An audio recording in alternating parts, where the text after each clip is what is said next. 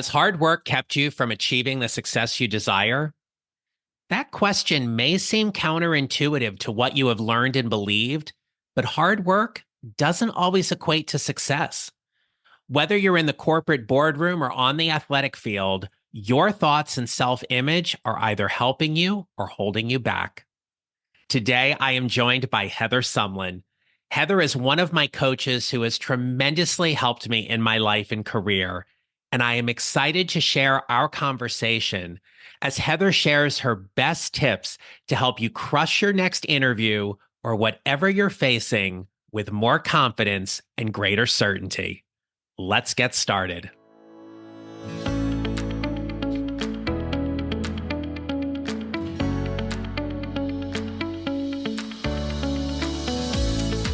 Hello, my friends. This is the Mid-Career GPS podcast, and I'm your host, John Nerrill. I help mid-career professionals find a job they love or love the job they have using my proven four-step formula. I've known Heather Sumlin for years. She has been my mental coach for the sport of bowling, and through our work together, she has helped me on and off of the lanes.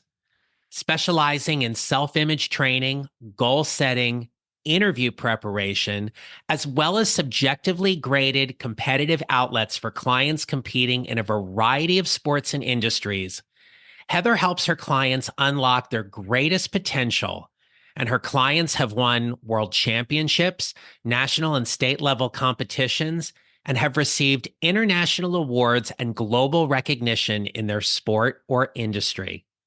Heather is a master level certified mental management system instructor, and she brings her 16 years of experience and support to help you make a huge mindset shift for your next interview, annual review meeting, or anything you are facing in your life or career. It is my pleasure to introduce you to Heather Sumlin.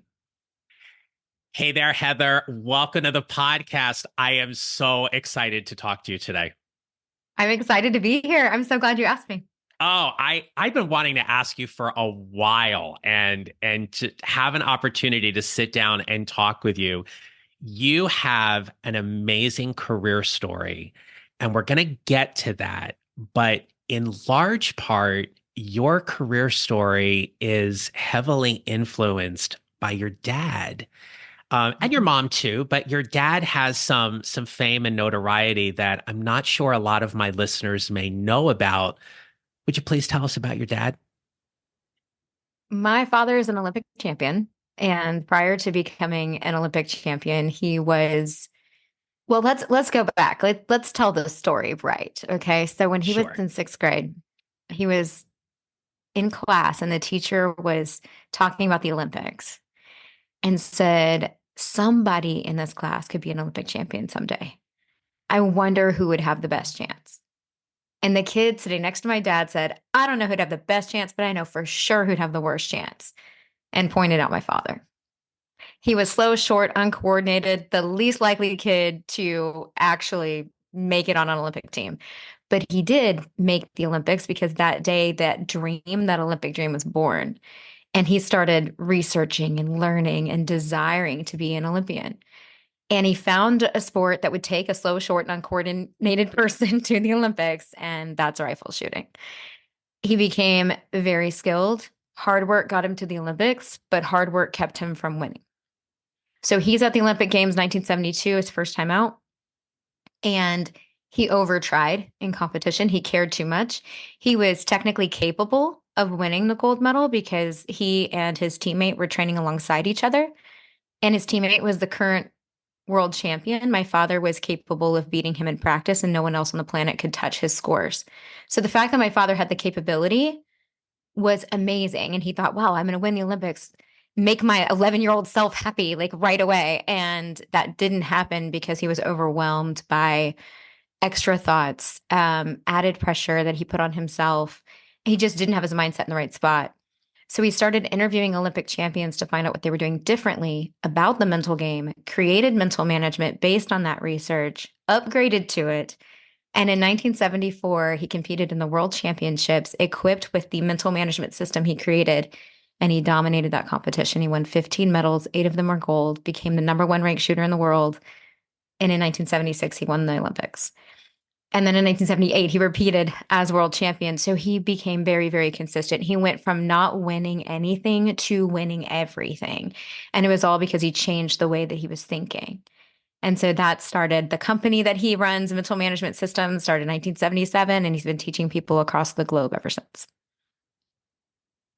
I am so honored and blessed that I've had an opportunity to be in the same room as your dad and Yes. learn from him for 2 days and go to lunch and get a chance to talk to Yes. him and everything because what you all do at Mental Management Systems, and you have worked with athletes across a variety of sports. My sport of choice happens to be bowling, as you know, because Mhm. for many years, and you still continue to be, you have been my mental coach for bowling, and you have helped me tremendously in that regard.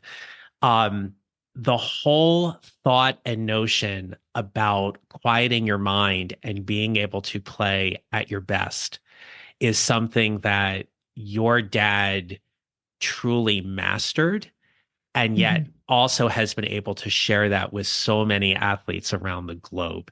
Um, he and your entire family are phenomenal in that regard. Thank you. Yeah, Thank you. absolutely. It's so There's much a fun. oh gosh, yeah. And there's a really touching story if you could just share about your dad and a fellow competitor, Margaret Murdoch. Could you share that story with us, please? So, yes, in 1976, my father and Margaret had both made the Olympic team. In rifle shooting, they only take two Americans to the Olympics. So it was my father and Margaret. Margaret was the only female competing. And at that time, the men and women competed with each other. Now it's separate. And I think Margaret had a lot to do with that.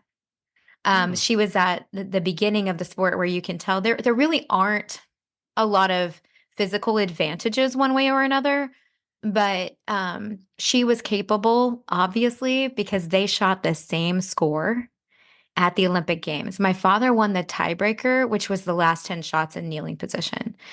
And so he was just a better kneeling shooter than her. That didn't make him better. That just meant he won the tiebreaker. And so he didn't think it was fair that they didn't have a shoot off. They didn't have some way to do a duplicate gold medal. He was really frustrated that she wasn't going to get the same honor as him when she shot the same score. So he couldn't get her a medal, but what he could do is give her the opportunity to stand on the top podium with him during the national anthem. He was silver medalist in 1972. So he knows what it feels like to be below the gold medalist. He says, it looks on the podium like there's not much of a difference, but it feels like that gold medalist is 1,000 feet higher than you. And when they're playing the same anthem and it's your country's song, you notice when you're not on that top tier. Mm. And he didn't want her to experience that. And so at the first beat of the national anthem, he brought her up to the top podium. It was so cool.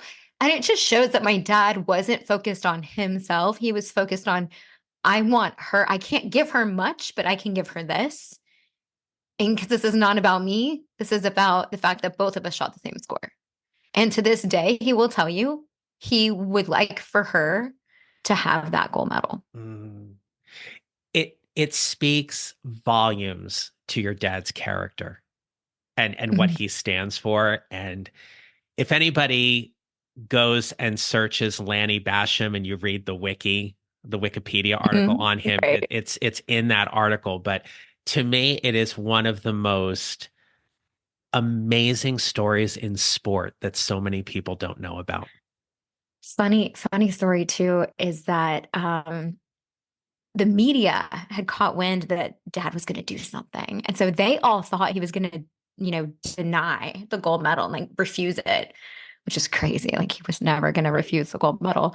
But because they all thought he was going to make some sort of big stink about it, everybody showed up, even Sports Illustrated. So my father was in for Sports Illustrated because they were all there. And no one shows up for the medal ceremony for rifle shooting, right? But it was full of people and full of media. And he said it was so cool because she was able to get that experience, but also get some media publicity too. Mm. Nice. Unintentional, but it worked. Yeah. Well, I remember when I was in Texas and I attended a 2-day training at Mental Management Systems, and we got to meet in person and got to work with your dad and everything. And I remember when I was leaving, you were getting ready for a big workshop or training with the clients whom you particularly help. And I'm wondering if you can tell our listeners who are the people you particularly coach in your business right now. So I work mainly in subjective graded sports, and pageantry is my number one market. And then actually pageantry and dog handling Hmm. are my two biggest markets. I've been involved in pageantry the longest. I used to participate when I was younger and then became a director for a really short period of time and then came on as a sponsor for the Miss Texas organization back in 2006. So I've been involved in coaching and developing, mentoring women who are pursuing that dream. And that's a lot of fun for me. I find, and interestingly enough, because we're talking about career building and that kind of thing, I believe that the best thing that a young woman can do in order to prepare for career is to compete in pageantry. Mm.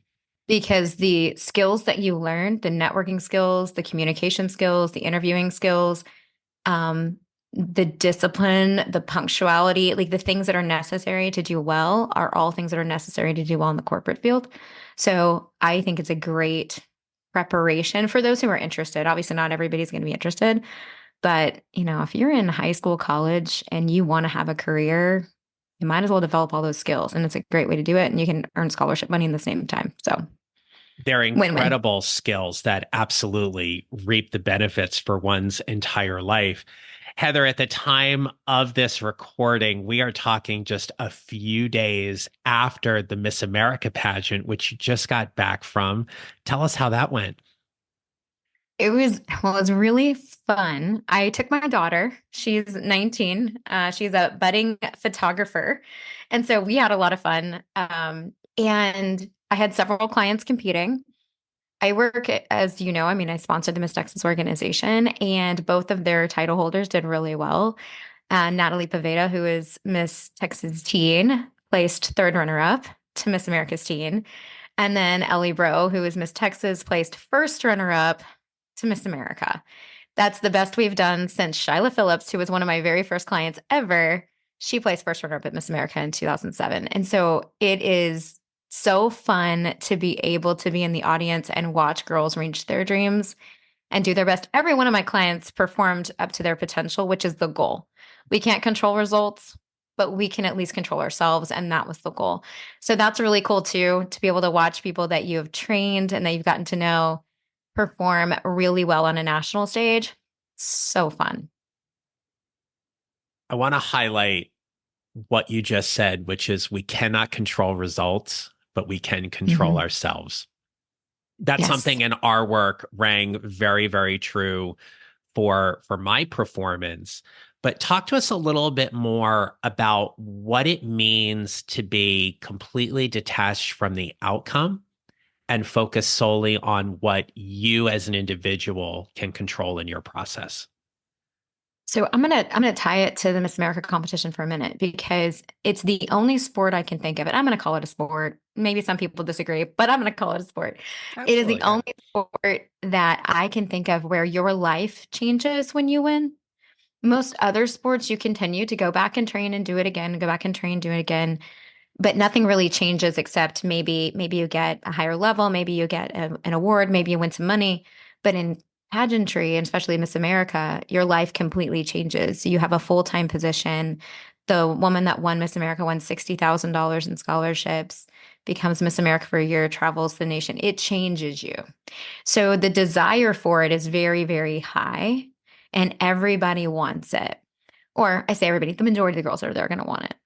And so you are focused on outcome is probably the temptation is to focus on outcome, but that is actually going to hurt you in the end because if you're focused on outcome, then you're going to put more pressure on yourself than what is required to do your job well. And so therefore we have to replace that temptation and not give into it and replace it with something else. So we teach a mental management system, what to think about before, during, and after a task, and really controlling those thoughts before you walk on stage, controlling those thoughts before you walk into an interview is very important. Controlling those thoughts during an interview or during each phase of competition is also important. And how you speak to yourself afterwards, in some cases, even more important, because that's where your self-image and your true belief in you changes the most. And so therefore, we need to be controlled before, during, and after a task, no matter what that task is. And so being really more process oriented than outcome centered, that's the goal. And I don't care what competition you're doing, whether it's a job interview, whether it's golf game, whether it's, bowling, pageantry, I don't care. You need to control those thoughts so that you can actually reach the outcome you desire. Hey there, we'll get back to the episode in a moment, but I've got a quick question for you. Are you currently getting ready for your annual performance appraisal? These can sadly feel like a check the box kind of meeting, when in reality, they are important and necessary conversations to discuss what you've done well, develop some new goals, and talk about where your career is headed. But here's the thing. You have to show up for these meetings prepared to talk about all of it. And you can't rely on your supervisor to know everything. After all, they're busy too. But you can help them by showing up to these meetings with more evidence and greater clarity about what you want and why you believe you are ready for your next advancement opportunity. So to help you, I've got a free guide. It is called 12 Questions to Help You Prepare for Your Annual Performance Review. You can download it for free on my website at johnneral.com or check under the resources tab, and I'll have a link for it in the show notes as well. Let me help you build your mid-career GPS and be more prepared for your upcoming performance review. Now, back to the episode. One of the things I learned and I continue to hold on to very tightly about our work together was really detaching myself from the outcome. So when I'm competing in a tournament, that ball's off my hand. I can't control anything that happens after that. The only thing I can control is watching it, right? So Yeah. it could be the best shot off my hand. I could still get 9, but it's still the best shot I executed off my hand, and that's a win, right? That's an opportunity for me to reinforce what we worked on in my process and self-image in terms of implementing that system that we worked on. So let's take this a step further. For the Okay. person who's listening and they're thinking about an upcoming job interview, what advice can you give them to help them with the before, during, and after that allows them to show up fully present for the job interview and focusing solely on only what they can control? So you may not have time for me to go into everything, but I'm going to give some tips. Okay. Before you enter I'm the laughing room. because I'm sorry, I have to interrupt you. I'm No, go ahead. laughing because I like asked that question and I was like, oh, there's no way she could answer that succinctly. Like I felt like I set you up to fail almost. I'm sorry about that, but You're you're fine. good. You're good. You'll get it. Well, let's tackle what is the interview for? And not for a job. It's an opportunity to connect. It's an opportunity to share. It's an opportunity to open up. And I think when people put too much pressure on themselves that they have to act a certain way, live up to a certain mold, or be something that they think the interviewer wants to see, that's gonna be the opposite of what you really want. So one recommendation I would have, so some of this is technical, some of it's mental, and I'm just going to throw what I feel like, me, I'm just going to tell Sure. you what I think in the moment. When you're preparing to walk into that room, number one, you need to know what is the job you're applying for and what are the skills that you possess that make you qualified for that job. And not just what are the skills, but why do you possess them? And I would spend some time really analyzing why you're prepared, why you're ready, why you're qualified. And before you enter that room, I would remind yourself. Now there's more to it. There's like a 9-step process and there's so much that we could talk about. Um, but I do give a free 20-minute evaluation call if anybody wants to learn more and how to Yep. apply it to themselves.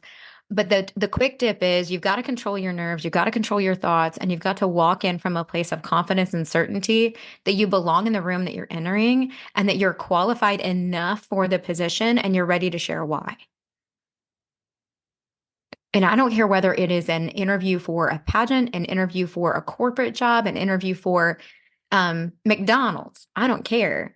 At the end of the day, you need to walk in confident that you are someone they should consider for the position and you can see yourself doing that job.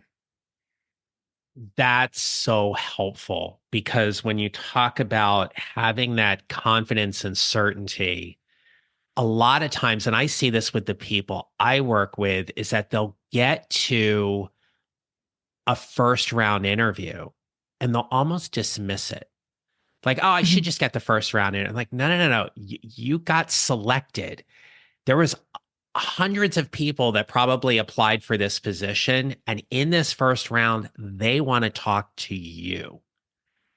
So how do you build that relationship in a way? And I always say, like, it gets a hiring manager more interested in who they are and what they do, as opposed to finding them interesting, Mhm.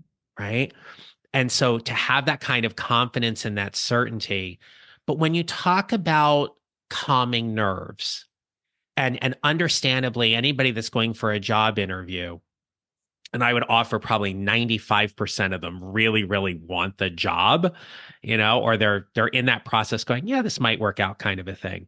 When you think about controlling the nerves, what what advice could you give someone to help them avoid being overly convincing about their abilities? Overly convincing about their abilities. Yeah, so like a person that feels like they have to convince that Oh, they're a okay. hard worker, they're a great communicator, like things that are taken for Okay. granted, but they feel like they Mhm. need to convince in order that they think that's going to help them move on to the next round. I think when we look at the word convince, that means that the other person is not on board, right? Mm, So then you're having to almost argue your way in. And so that's a very defensive way to look at an interview. I would rather someone have the mindset, I'm excited to share my experiences and make a connection. It's a different posture. It's not so forceful. It's not demanding. I'm a person who believes that whatever's supposed to happen is going to happen. So let's not try to control everything. But I also think that when you walk in the room and you feel like you belong in the room, you don't have to try to convince someone else that you belong in the room yeah. because you already know you do. And if you earned the right to walk in the room because your resume got you there, you belong in the room. You were invited in. And so I think having that mindset of I was chosen to participate in this next step of this interview process for this position. I don't care if you're 100% qualified for it or not. It doesn't matter. They invited you in the room. Your job is to answer the questions that they ask in a way that confirms that they made the right decision to invite you in the room. Mm. It doesn't mean you're confirming, you're not convincing. There's a difference.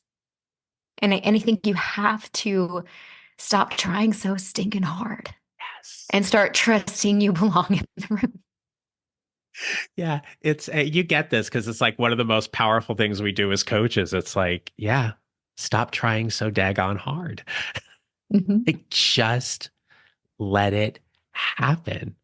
Show up from that place. And like you said, know that you belong in the room. I think also if you're nervous to walk in, that's normal. Yeah. I would think if you don't have nerves and it's something you really care about and you don't have nerves, I would think, well, what's wrong? Then you don't really want it. Mhm.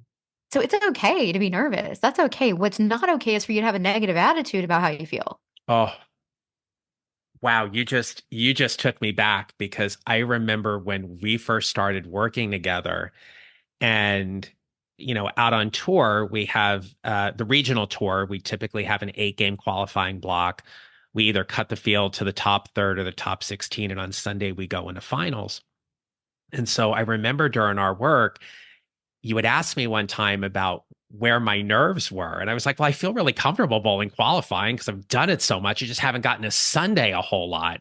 And we were debriefing after a tournament one time, and you were like, you asked me something about like, where were your nerves at? And I was like, oh, like it got down to this final game in the match, and I was so nervous. And you were like, you just care. Yeah. You just care. It's You just know, important to you. yeah, Okay. that was it. It was It just better be. important to It's me. supposed to Yeah. be. And I that's the think that's thing the for, one thing. That's the one thing that I'll tell people. Invite the feelings in, don't fight them away. yeah. Invite it, don't fight it. If you're fighting it, they get bigger. Okay. So like, let's not get them bigger. Invite it in. Like, I'm glad I feel this way. My body's releasing adrenaline. I need adrenaline. This matters to me. This is important to me. Okay, great. I'm glad that I feel differently than I do when I'm at home, because when I'm at home, I'm not getting about to do anything super exciting. Yeah. And invite those feelings in and just acknowledge that they're there as part of the experience. And like you said, too, don't make them bigger. Yeah. Mhm. You start fighting them, they're going to start getting bigger. Don't That's feed kind the of monster. counterproductive. That's right. Don't poke the bear. Don't poke the Right. bear. Absolutely. So, keeping in mind about how people can adopt a better mindset and prepare for their interviews, what advice would you give somebody who is asked a question that they're not sure of how to answer, or their mind goes blank? And I'm willing to guess, probably in all of your coaching in pageantry, that that's probably happened to a client somewhere along, where they got asked a question during the interview process and they were like, "Ugh, everything just kind of went out of my head." Mhm. What advice do you have to help them kind of just collect and gather their thoughts to get them back on track? I think number one, don't expect yourself to be anything but human. And humans lose their train of thought. And humans have a misspeak, I'll say, occasionally. And so don't expect yourself to be superhuman. Expect yourself to be human. Therefore, don't get upset about not having the right words at the right time, and just be honest about that. Even if you have to say, and it depends on the situation probably, but even if you have to say, okay, I'm gonna have to think about this one for a minute. Give me just a second. That's fair. That's fair. That's honest. Mhm. And don't lie, don't make something up, Right. but be honest about where you are. And in most cases, they're asking you questions about you, and you're the world's authority on you. So stop thinking you're going to be tricked, or they're going to ask something really hard. Most cases are asking your opinion on certain things, or maybe they're scenario based questions based on your experience, but there's not right or wrong answers typically. They're just your answers. Mhm. So be okay with sharing your thoughts. Nothing wrong with that. And I like what you said about taking a pause to just think about that for a moment, and letting them know. It's a Mm. it's a strategy that any job candidate can use to just buy them a few seconds, which will seem like minutes when you're sitting there thinking about it. But the hiring manager is probably like, okay, good. You're going to take some time to think about it. That's okay. Huh. I Use kind that of want a thoughtful strategy. employee. Yeah. How nice would that be? One that Use some doesn't make you look time. like a robot. Yeah, and then Right. you're not a robot. You're an actual human being who can carry on a conversation, who has thoughtful responses, who isn't perfect, and that's fine because we're going to mentor you and help you. It's all good. Yeah. Yeah, exactly. So if anybody listening has an upcoming job interview, it's okay to just pause and say, that's a great question. Let me think about that for a moment. You can gather your Mhm. thoughts. You're human. It's okay. Yeah.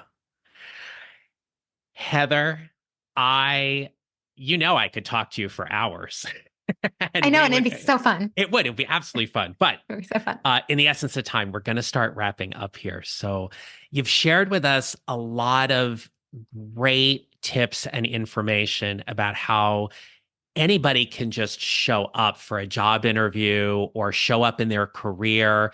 And you've used so many great examples from your background and your dad's background as well to help people show up very authentically and genuinely. What advice would you give someone listening today to help them build their mid-career GPS to whatever is next for them in their career?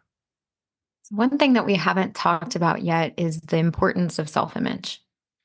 So, and I think this is vital no matter what you're wanting to do, whether this has to do with career or sport or communication with relationships.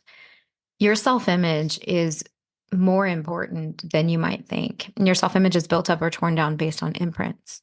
So, the more you think about, talk about, and write about the things that you focus on, the influences of others, all of that is imprints onto your self image. Okay. So, here's why it matters. My father created the mental management model, which shows that there's the conscious mind, those are your thoughts. The subconscious mind is your skills, how well you prepare, and your self image is your habits and attitudes. You are going to perform up to your self image, not your skill. So you can be as skilled as possible. You can have all the skills in the world, but if you don't believe you belong in the room, if you don't believe that you can do it, you're going to perform up to your belief, not your ability. And so you absolutely have to pay attention to building your self-image, not just your skill set. And that's the thing that I specialize in, is helping people to be able to create a self-image that's in line with their skill and also control their thoughts at the same time. And so you have to be balanced. You have to have your thoughts controlled by you. You have to be skilled to walk in the room, and you have to believe you belong there. I don't care what the interview is or what, maybe there's a promotion that you're up for, but if you don't believe you deserve it, you don't believe you belong, you're going to perform up to that belief. And that's a disservice to you. Gonna let that sit there.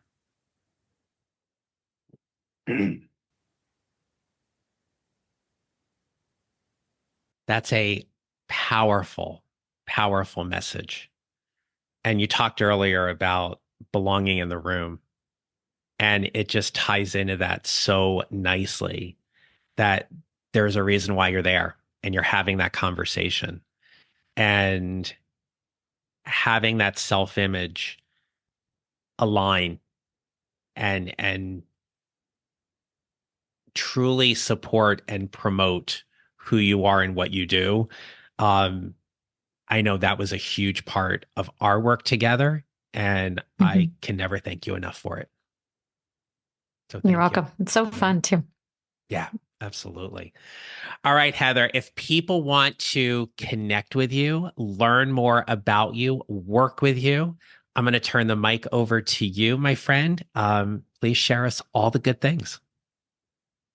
Easiest way to find me, if you're on Instagram, it's just at Heather Sumlin.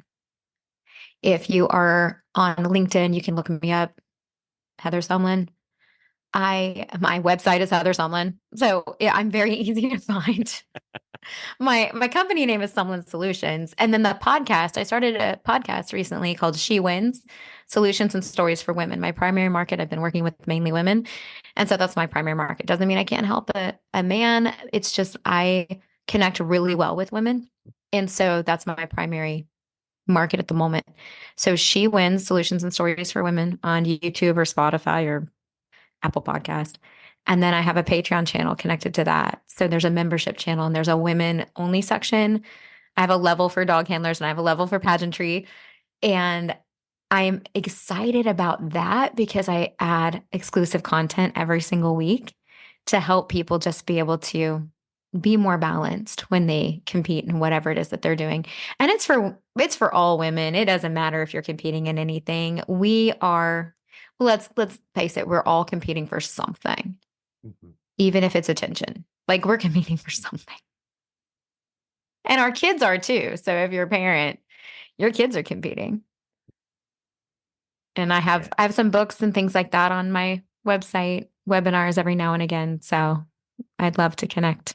Well, I will make sure all of that is in the show notes. Heather Sumlin, I can't wait to have you back on the podcast, but thank you so much for this conversation today. You're welcome. I'm happy to come back. So much fun. Great. All right. Well, my friends, if there's one takeaway I want you to leave this episode with, and certainly Heather gave us a ton of them, it's about confidence and certainty. Think about how you show up for your next meeting, your next day at work, your next job interview, or even the job after the one you currently have. How can you show up from a place of greater confidence and certainty because you know you belong in the room? If you work on that, that's another key component to building your mid-career GPS. So until next time, my friends, remember this. You'll build your mid-career GPS 1 mile or 1 step at a time, and how you show up matters. Make it a great rest of your day. Thank you for listening to the Mid-Career GPS podcast. Make sure to follow on your favorite listening platform. And if you have a moment, I'd love to hear your comments on Apple Podcasts. Visit johnnerrell.com for more information about how I can help you build your mid-career GPS, or how I can help you and your organization with your next workshop or public speaking event. Don't forget to connect with me on LinkedIn and follow me on social at John Nerrell Coaching. I look forward to being back with you next week. Until then, take care, and remember, how we show up matters.